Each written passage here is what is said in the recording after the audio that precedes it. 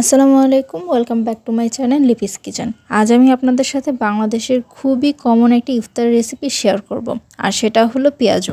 রোজার মাসে সবাই পেঁয়াজু খায়, কিন্তু প্রতিদিনের ডাল বাটার ঝামেলাটা একটু যন্ত্রণাদায়ক।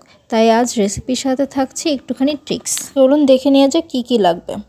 এখানে আমি নিয়ে নিয়েছি 1 কাপ মসুর ডাল, এর সাথে আমি দিয়ে দিচ্ছি 1 কাপ পেঁয়াজ কুচি, আর দিয়ে দিচ্ছি 1 চামচ আদা রসুন বাটা, জিরা বাটা 1 চামচ, কাঁচামরিচ দিয়ে দিচ্ছি 1 চামচ, হলুদের গুঁড়া 1/2 চামচ, 1 চামচ মরিচের গুঁড়া আর স্বাদ মতো লবণ, আর দিয়ে দিচ্ছি ধনিয়া পাতা কুচি। এবার সমস্ত উপকরণ হাতের সাহায্যে খুব ভালোভাবে মেখে নিতে হবে। আর এখানে ধনিয়া পাতাটা কিন্তু মাস্ট দিবেন, আর যদি না থাকে তাহলে চাইলে এখানে পুঁই শাকের পাতাও দিতে পারেন।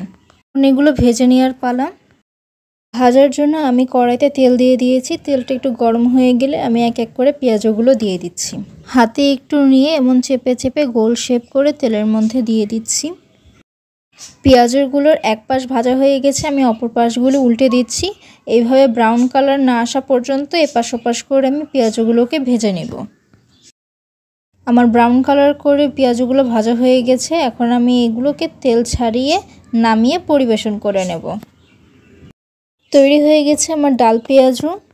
দেখলেন তো কত সহজে আমি এটা বানিয়ে আপনাদেরকে দেখিয়ে দিলাম। একটি ভেঙে আপনাদেরকে ভেতরটা একটু দেখিয়ে দিচ্ছি।